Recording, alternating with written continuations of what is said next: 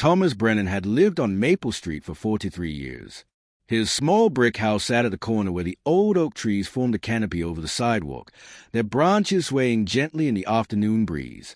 At 72 years old, Thomas moved slower than he used to, his knees protesting every step, but his mind remained sharp as ever. He spent most days tending to his garden, reading thick novels on his porch, and making his weekly trip to the grocery store every Thursday at exactly 2 in the afternoon. The neighborhood knew him well. Children waved as they passed on their bicycles. Mrs. Patterson from next door brought him soup when the weather turned cold. The mailman always stopped to chat about the baseball scores. Thomas lived a quiet life, the kind that didn't attract attention or trouble. His wife Margaret had passed away 6 years ago, and since then, he'd learned to find peace in solitude. Their son had moved away decades ago, and though they spoke on the phone occasionally, Thomas never mentioned how lonely the house felt or how the silence sometimes pressed against his ears like water. That Thursday started like any other. Thomas walked to Miller's Market, his canvas bag hanging from his shoulder, his steps careful on the uneven pavement. He bought his usual items: bread, milk, eggs, a small package of ham, and some fresh tomatoes. The total came to $37.63. He paid with two $20 bills from his worn leather wallet, the same wallet Margaret had given him on their 25th anniversary. Inside, along with a few more bills, he kept a faded photograph of her smiling in front of the Grand Canyon, taken during their last vacation together. The walk home took him through the park, a shortcut he'd used for years. The path wound between tall pines and maples, their leaves creating patches of shadow and sunlight on the ground. It was peaceful there, away from the traffic and noise. Thomas often stopped at the bench near the pond to rest his legs and watch the ducks gliding across the water. Today, he decided to push through without stopping. His knees ached, and he wanted to get home to put his feet up. He never saw them coming. 3 young men emerged from behind the restroom building, their faces concealed by bandanas, their eyes cold and calculating. The tallest one moved fast, grabbing Thomas by his jacket and shoving him against the brick wall. The impact knocked the breath from his lungs, and his grocery bag fell, eggs cracking against the pavement, milk cartons splitting open and spilling white across the concrete. "Wallet, now!" The voice was harsh, impatient. A hand shoved roughly into Thomas's coat pocket, searching, grabbing. Thomas tried to pull away, his heart hammering against his ribs. He'd never been robbed before, never felt this kind of fear that made his legs weak and his hands tremble. "Please," Thomas managed to say, his voice hoarse. "Just take the money. Leave the wallet. It has pictures." The tall one laughed, a sound without humor. He yanked the wallet free, flipped it open, and pulled out the bills. $63. His expression darkened with disappointment. "This is it? You got nothing else, old man?" "That's everything. Please, just give back the wallet." Thomas reached for it, but the second attacker, shorter and stockier, pushed him down. Thomas hit the ground hard, pain shooting through his hip. He gasped, unable to catch his breath. They went through his pockets, taking his house keys, his phone, even the small pocket watch that had belonged to his father. When they found nothing else of value, the tall one threw the wallet into the bushes and spat on the ground near Thomas's head. Waste of time. They ran, disappearing into the trees, leaving Thomas on the cold pavement surrounded by broken eggs and spilled milk. He lay there for several minutes, trying to breathe through the pain, trying to understand what had just happened. Finally, with great effort, he pulled himself to sitting, then slowly, agonizingly, to his feet. His hips screamed in protest. He found his wallet in the bushes, empty except for Margaret's photograph, now creased and dirty. His hands shook as he held it. Thomas limped home, each step a new agony, wondering who he could even call now that his phone was gone. Thomas made it home just as the sun began to set, painting the sky in shades of orange and purple that he barely noticed. Every step up his porch felt like climbing a mountain. Without his keys, he had to use a spare hidden under the ceramic frog by the door, the one Margaret had insisted on keeping there despite his protest about security. The irony wasn't lost on him now. Inside, the house felt different somehow, as if the violation in the park had followed him home. He collapsed into his armchair, the same one he'd sat in for decades, and finally allowed himself to acknowledge the full weight of what had happened. His hip throbbed with a deep, persistent pain. His hands still shook. But worse than the physical injuries was a feeling of helplessness, the memory of those cold eyes looking at him like he was nothing, like his life had no value beyond a few dollars in his wallet. He needed to call the police. His landline sat on the side table, covered in a thin layer of dust. Thomas rarely used it anymore, not since everyone had switched to cell phones. His fingers fumbled with the numbers. 911. He waited. 911. What's your emergency? Thomas explained what happened, his voice weaker than he wanted it to be. The operator was kind, professional. She said officers would come to take a report, asked if he needed an ambulance. Thomas said no, though his hip suggested otherwise. He couldn't afford an ambulance ride. After he hung up, he sat in the growing darkness, not bothering to turn on the lights. The police arrived 20 minutes later. 2 officers, one older and weary-looking, one young and eager. They took his statement, photographed his injuries, collected what little information he could provide. The attackers had been careful. No distinctive features, nothing that would help identify them. The older officer's expression told Thomas what he already knew. The chances of catching them were slim to none. They'd probably done this before. They'd probably do it again. Do you have family nearby, Mr. Brennan? Someone who can stay with you tonight, the young officer asked. Thomas thought of his son. I have a son. He lives in London. Maybe give him a call. Let him know what happened. After they left, Thomas sat with the phone in his lap for a long time. He hadn't spoken to Jason in nearly 3 months. Their relationship had always been complicated, distant. Jason had left home at 18, joined the military, then moved overseas for work that Thomas never fully understood. They exchanged birthday cards and brief holiday calls, but the gap between them had grown wider with each passing year. Thomas told himself it was natural, that children grew up and built their own lives. But the truth was harder to swallow. He dialed the number. It rang 4 times before Jason answered. Dad, is everything okay? Jason's voice carried a familiar edge of concern mixed with surprise. Thomas never called unless it was important. I'm fine, son. Something happened today. Thomas explained the robbery, keeping his voice steady, downplaying the injury to his hip and the fear that still sat in his chest like a stone.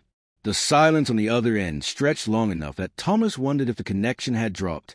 When Jason finally spoke, his voice had changed completely. The warmth was gone, replaced by something cold and precise. Are you hurt? Tell me exactly what happened. Every detail.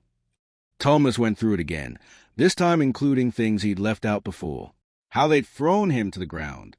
How they'd taken Margaret's picture. How helpless he'd felt. How small. Dad, I need you to listen to me carefully. Jason's voice was different now, controlled but intense. Lock your doors. Don't go out alone. I'm coming home. Jason, that's not necessary. I'm fine, really. It was just... Dad. The single word cut through his protest. I'm already booking a flight. I'll be there tomorrow morning. We'll talk then. After they hung up, Thomas sat in his chair, confused by Jason's reaction. He'd expected sympathy, maybe some advice about security systems. But the tone in his son's voice had been something else entirely, something that reminded him that he didn't really know Jason anymore, didn't know what his life in London actually involved or who he'd become in the years since he'd left home. Outside, the neighborhood settled into its evening rhythm. Dogs barked. Cars pulled into driveways. Somewhere a child laughed. Thomas closed his eyes and tried to ignore the pain in his hip and the question that kept circling in his mind. What had he set in motion with that phone call? Jason Brennan's flight landed at 6:47 in the morning. He moved through the airport like water through cracks, smooth and purposeful, carrying only a small black duffel bag.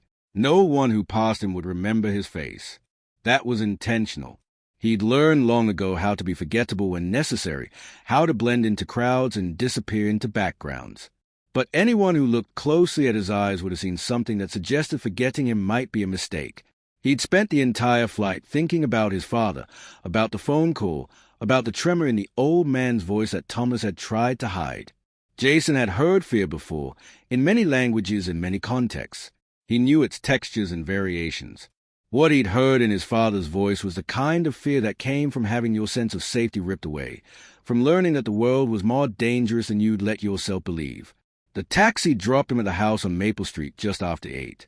The neighborhood looked exactly as he remembered it, frozen in time, as if the past 25 years had simply passed it by.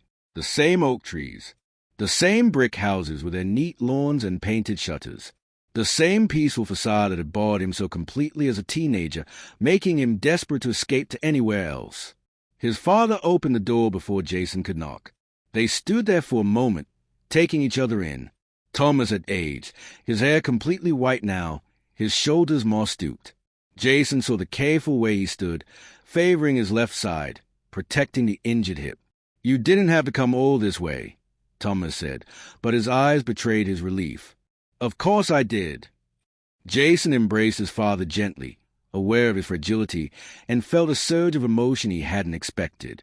Guilt, mostly, for the distance, for the years of minimal contact, for not being there when his mother died, arriving 2 days after the funeral because he'd been on assignment in a place he couldn't name, doing things he couldn't discuss. Inside, the house smelled the same. Coffee and old wood and something floral that had been his mother's. Jason set his bag down and studied his father more carefully. The bruise on his temple, the way he moved with careful, pained steps, the tremor in his hands that he tried to hide. "Tell me everything again," Jason said, sitting across from his father at the kitchen table, the same table where they'd eaten breakfast together decades ago. "Don't leave anything out this time."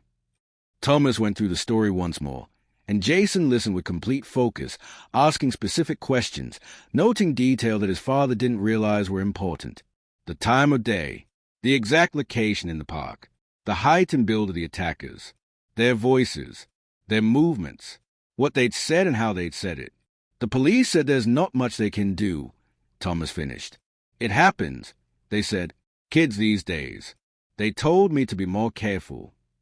Jason's jaw tightened, but his voice remained calm. "Did they search the area? Check for cameras?" "I don't know. They took a report. That was about it." "What about the neighbors? Did anyone see anything?" "I don't think so. The park was empty." Jason stood, walked to the window, and looked out at the quiet street. His mind was already working, sorting through possibilities and probabilities, planning steps and contingencies. This wasn't just about retrieving stolen money or recovering personal items. This was about sending a message, about making sure his father could walk through that park again without fear, about correcting a fundamental imbalance. "Dad, I need you to trust me. Can you do that?" Thomas looked uncertain. "What are you planning?" "I'm going to find them, the ones who did this to you." "Jason, no. It's not worth it. It was just money and some things. I don't want you getting in trouble, or they hurt you." Jason turned from the window, and Thomas saw something in his son's face that made him stop talking. "They put their hands on you. They made you afraid. That's not something I can let go.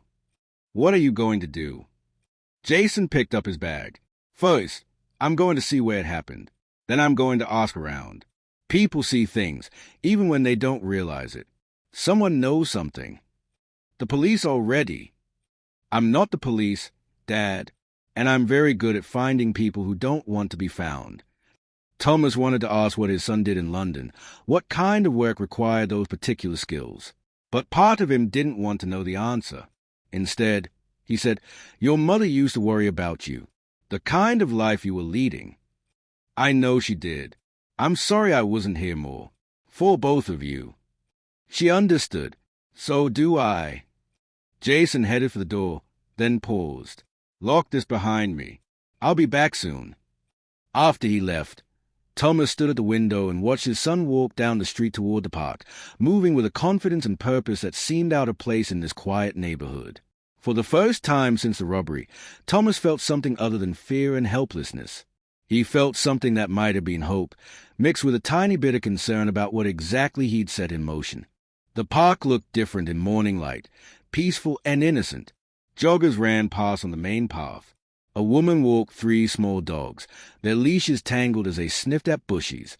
Jason stood where his father had been attacked, studying the scene with eyes trained to see what others missed. The broken eggs had been cleaned up, but a faint stain remained on the pavement. No security cameras visible, which explained the choice of location. The restroom building provided cover from the main path. Smart enough to pick their spot, but not smart enough to avoid patterns. Jason spent an hour walking every path and trail, noting sight lines and escape routes, building a mental map. Then he started talking to people. The morning regulars, the dog walkers and joggers and elderly couples taking their daily constitutional. He showed them a photo of his father on his phone, explained what happened, asked if they'd seen anything unusual in recent weeks. Most had nothing useful, but an old man with a golden retriever paused when Jason described the attackers. There's some young guys who hang around here sometimes. Late afternoon, usually. 3 of them. They smoke behind the restrooms, drink beer, leave their trash everywhere. I complained to the parks department twice. Can you describe them? One's tall, maybe 6 foot. The other 2 are shorter. They wear those hooded sweatshirts, always talking loud, playing music on their phones. I avoid them. They make me nervous. Ever see where they go after? They walk out the south entrance toward the strip mall. That's all I know. Jason thanked him and headed for the strip mall, a collection of tired storefronts that included a convenience store, a pizza place, a laundromat, and a check-cashing service. He started with a convenience store, buying a coffee he didn't want and chatting with a clerk, a middle-aged woman with tired eyes and a name tag that said Rita. I'm looking for some information, Jason said, sliding a $20 bill across the counter. 3 guys, late teens or early 20s. They hang around the park. 1 tall, 2 shorter. Ring any bells? Rita glanced at the 20, then at Jason, calculating. You a cop? No, they robbed my father yesterday. I want to talk to them. She studied his face for a long moment. Whatever she saw there made her decision. The 20 disappeared into her pocket. They come in here sometimes. Buy beer with fake IDs, I'm supposed to pretend I don't notice. The tall one's name is Marcus. Cocky kid, always running his mouth. The other 2 follow him around like puppies. Last names. Don't know, but Marcus has a tattoo on his neck. Some kind of spider or scorpion. And he drives a beat-up Camaro, blue with primer spots on the hood. I've seen it parked out back. When do they usually come in? Late afternoon, evening. Not every day, but a few times a week.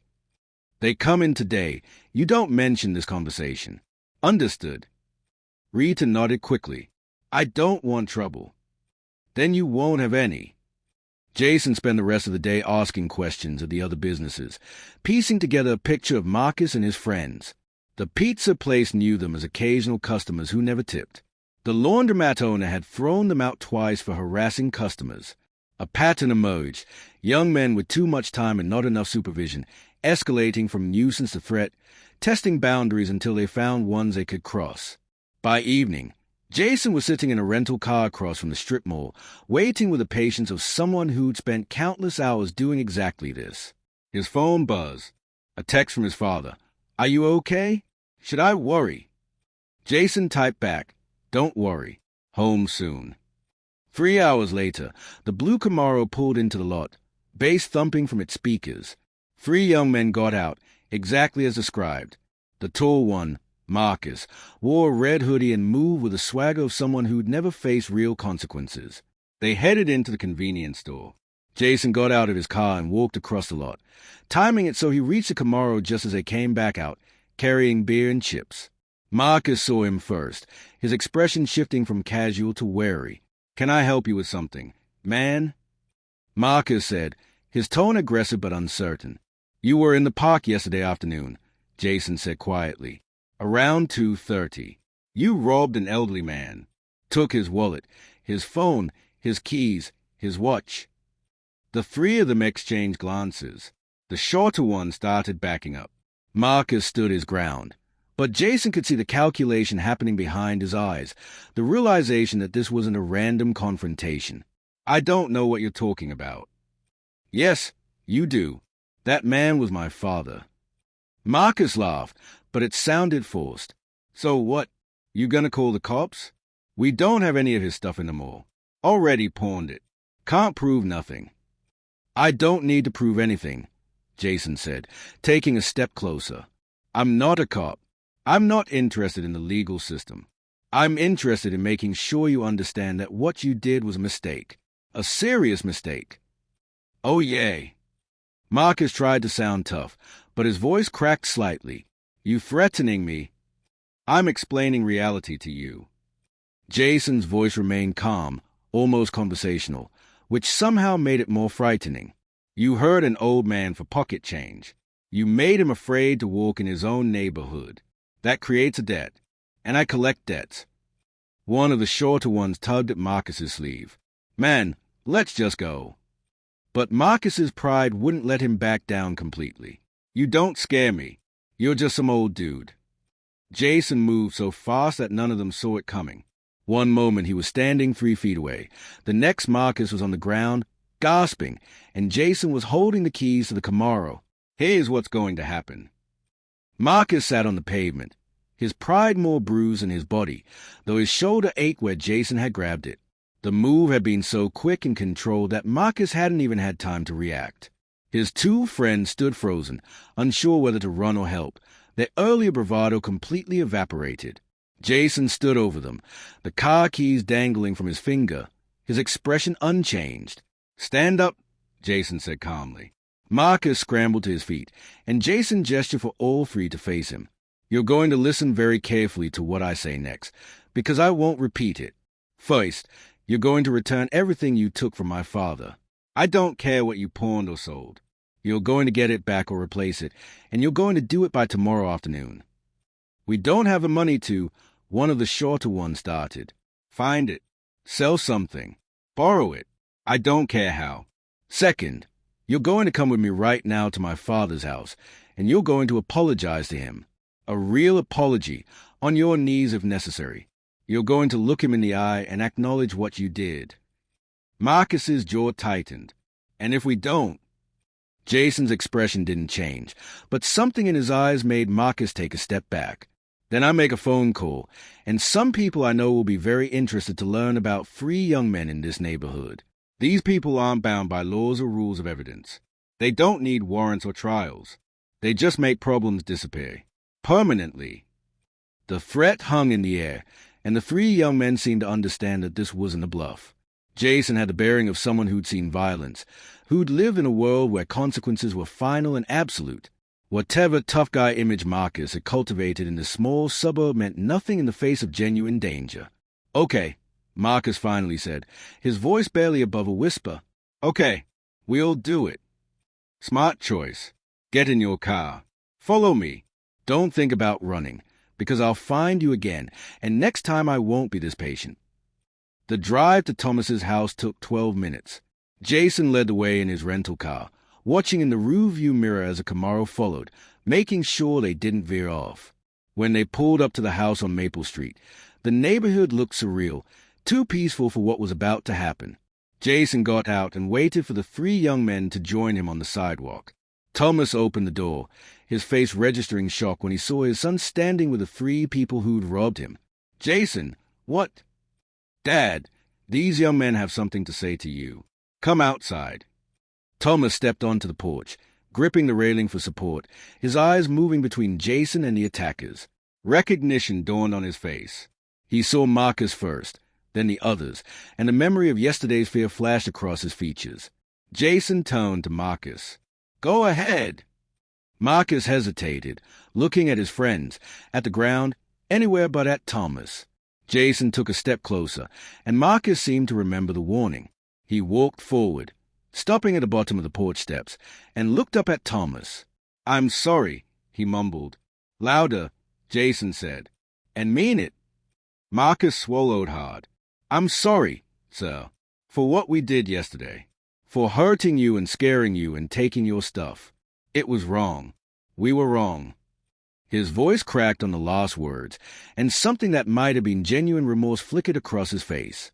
The other 2 stepped forward, echoing the apology, their voices small and ashamed. Thomas stood there, gripping the railing, processing the surreal scene unfolding in his quiet neighborhood. He looked at his son, seeking guidance, and Jason gave a small nod. I accept your apology, Thomas said slowly. But an apology doesn't erase what you did. You need to understand that your actions have consequences, that people aren't just obstacles or opportunities for you to exploit. Yes, sir, Marcus said quietly. Jason spoke up. They're going to return everything they took from you by tomorrow afternoon.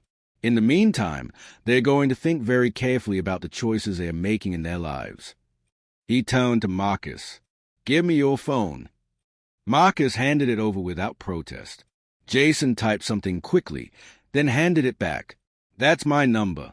You have 24 hours.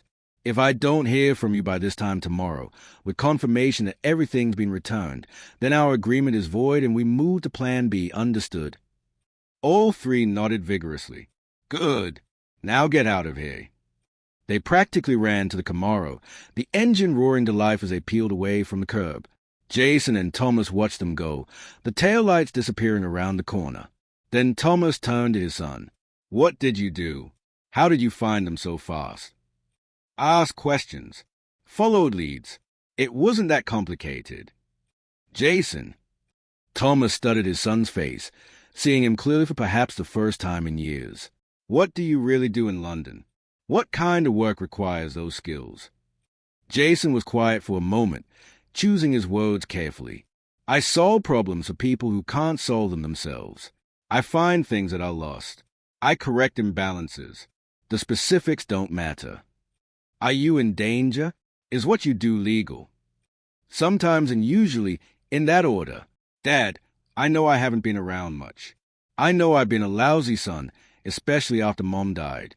But I need you to understand something. The distance between us, the lack of contact, it was never because I didn't care. It was because I was trying to protect you from the parts of my life that are complicated and messy. Thomas descended the porch steps slowly and embraced his son, really embrace him, for the first time in years. I don't need protection, Jason. I need my son. That's all I've ever needed. They stood there as the evening settled around them, the neighborhood returning to its peaceful rhythm. Somewhere a dog barked. A car door slammed. Life continued as normal, unaware that something had shifted on Maple Street, that a debt had been collected and a balance restored. The next afternoon, Marcus showed up alone, carrying a bag. Inside was Thomas's watch, his phone, his keys, and $300 in cash. For the wallet, Marcus explained, and the groceries, and to pay for fixing your hip if you need a doctor. Thomas looked at the young man standing on his porch, seeing not the monster who'd attacked him, but a scared kid who'd made terrible choices and was trying to make them right. What you did was wrong, Thomas said firmly. But coming here today took courage. Use that courage to make better choices. Marcus nodded, tears forming in his eyes. I will, sir. I promise. After he left, Jason prepared to head back to London, his flight scheduled for the next morning. Thomas walked him to the door, neither wanting to say goodbye but knowing it was necessary. Thank you, Thomas said simply. I'll visit more often, Jason promised. And Dad, if anything like this ever happens again, if anyone ever makes you feel unsafe, you call me immediately, no matter what time, no matter where I am. You're my father. Protecting you isn't negotiable. Thomas nodded, unable to speak past the emotion in his throat. They embraced once more, and then Jason was gone, walking down the path toward a taxi waiting at the curb. Thomas stood on his porch and watched until the car disappeared, feeling something he hadn't felt in a long time. Not just safety, but connection. His son had come home, had shown him a fierce loyalty he doubted existed, had reminded him that family bond could stretch across oceans and years and still hold strong when it mattered most. Inside the house, Thomas sat in his chair and looked at Margaret's photograph, now cleaned and back in his wallet. He's a good man, he told her picture. Complicated and mysterious, but good. You'd be proud. And somewhere, in whatever place she now resided, Thomas believed she was smiling.